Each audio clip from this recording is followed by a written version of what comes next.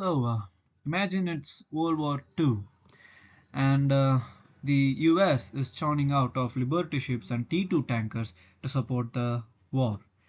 And suddenly, reports start coming in that these massive ships are breaking in half while doing nothing. And that wasn't due to any torpedo or a bomb, but it was due to the winter.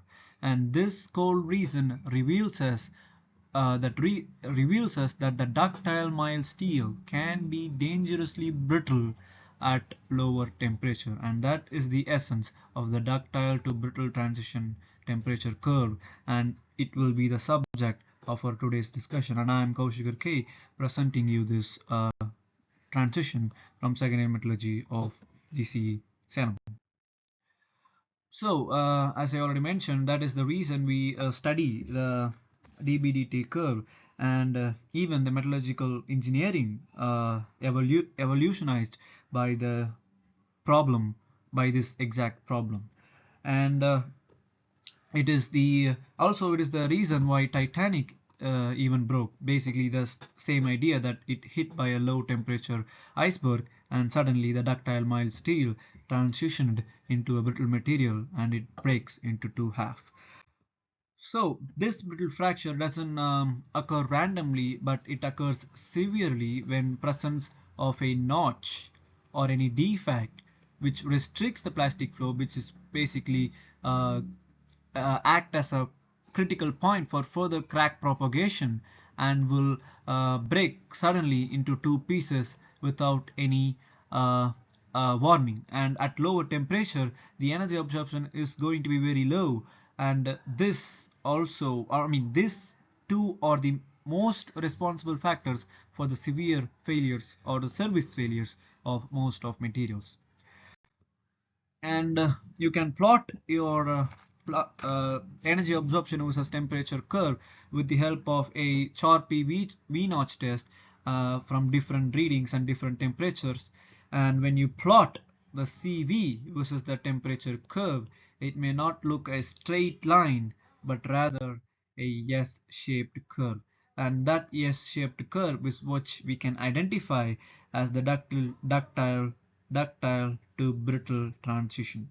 And if you can clearly see, this is where the material is going to be 100% ductile, where it will undergo some plastic deformation before any failure, and the energy absorption is basically, that is why it is high. And at lower temperature, this transition or the plastic deformation may not occur due to the fact at lower temperature the amount of active slip system, especially for the BCC materials, is very low. And basically the definition of plastic deformation is the movement of slip system which is restricted at lower temperature. So the material needs to behave brittle, and that is why it breaks into two halves at lower temperature. And this is what Dbtt curve in a nutshell to describe. And the appearance of fracture may be granular or bright for the brittle material, and the crystallographic mode will be cleavage. But for the ductile material, it may look fibrous and dull due to some plastic deformation which has been undergone, and the crystallographic mode will be micro cleavage or micro voids or shear. Due to the fact that this transition is taking place with a S-shaped, the nature of the curve is S-shaped, so there isn't a single point where the transformation occurring, but rather a series of different points where the transformation is occurring. So you can't define them by a single point, so you need different definitions, and that definitions or determination will depend on your need.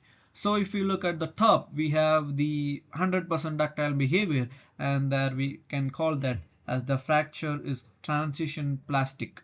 So basically, as I already described, the plastic deformation will occur at this temperature, and the material is ductile, and as the fracture appearance, as I already showed, will be 100% fibrous.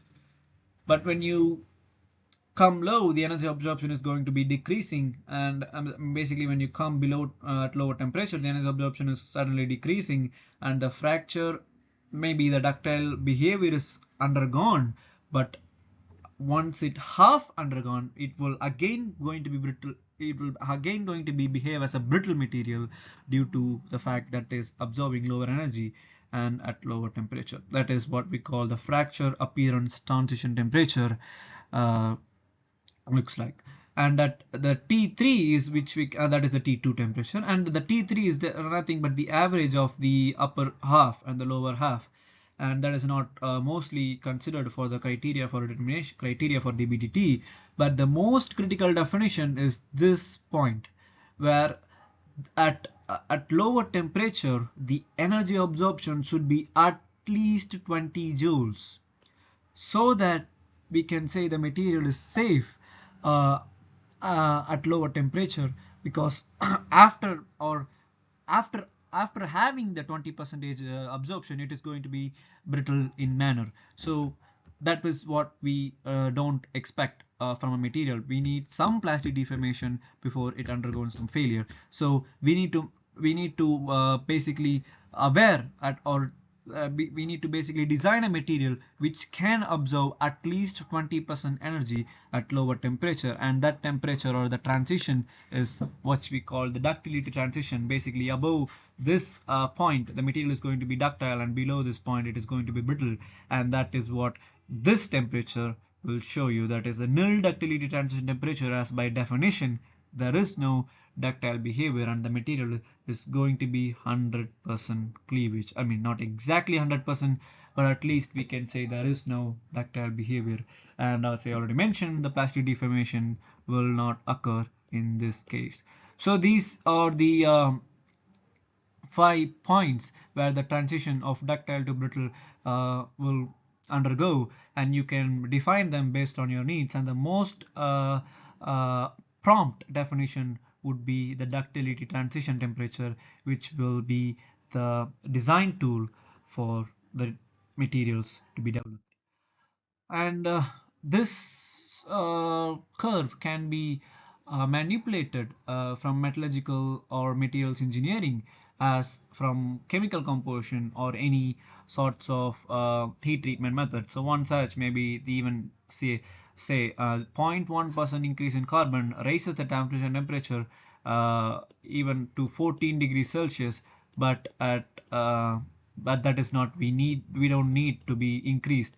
So the best friend would be manganese, which lowers the transition temperature, and that ratio should be at least 3:1 for the safest material energy absorption.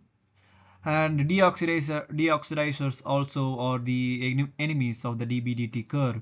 And basically this transition doesn't happen for a FCC metal, because there isn't no transition that is happening at lower temperature. It will be 100% ductile at all temperature ranges, due to the fact, as I already mentioned, the presence of active slip system. Basically the slip system is moving and plastic deformation is occurring, so the material is ductile, not brittle.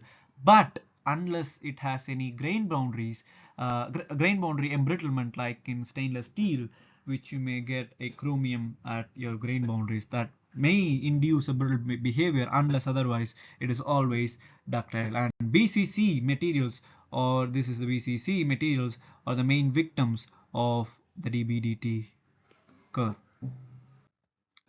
So one of the magic bullets in metallurgy is the grain size, and we can increase the grain size. The material is going to be ductile. Basically the material's grain size should be low, so that the dislocation motion is restricted, and all sorts of mechanical reasoning. But basically the lower grain size is which is needed for the material to absorb more energy, and the transition temperature curve will be low and not high, and that is what we need of. And also something called brew brittleness, which is the strain aging is more compared to quench aging, which increases the transition temperature. And one of the important factors is that thickness effect. So basically a thick material will absorb more energy, and the transition temperature may vary compared to the thin materials. And this difference is why we need to take not only tension test or any simple small scale uh, impact test like Chorpy test, but we need to take a large scale test like the drop weight test. And this will ensure you that the material will absorb more energy in large scale uh, thickness or whatever that uh, structure is oriented to. I mean, orientation is also one of the factors which is going to be affected, but this orientation doesn't is an important factor at higher temperature, but at room temperature that will be important reason. But basically the idea which you need to take from the DBDT is that the material should absorb at least 20% energy, and that also cannot be done using a simple impact test. We need to go for a drop weight test for the complete analysis of the behavior of the materials. To wrap up this discussion, ductile to brittle transition temperature, as you may clearly see, isn't a theoretical concept, but rather as a design tool. I mean, rather act as a design tool which you can make the material effective at lower temperature, and your yield strength or simple test doesn't act as a complete um, analysis of a material. So you need to be aware of the dBdt curve for a better efficient material to survive at lower temperature. And when you do this, your structure is going to be surviving the winter, or ignore it, you might repeat the history of Titanic. So I hope this gives you an idea of what this ductile to brittle transition temperature looks like, and you may go for further reading in Mechanical Metallurgy of Dieter, and you may get more broad idea. So thank you for your attention.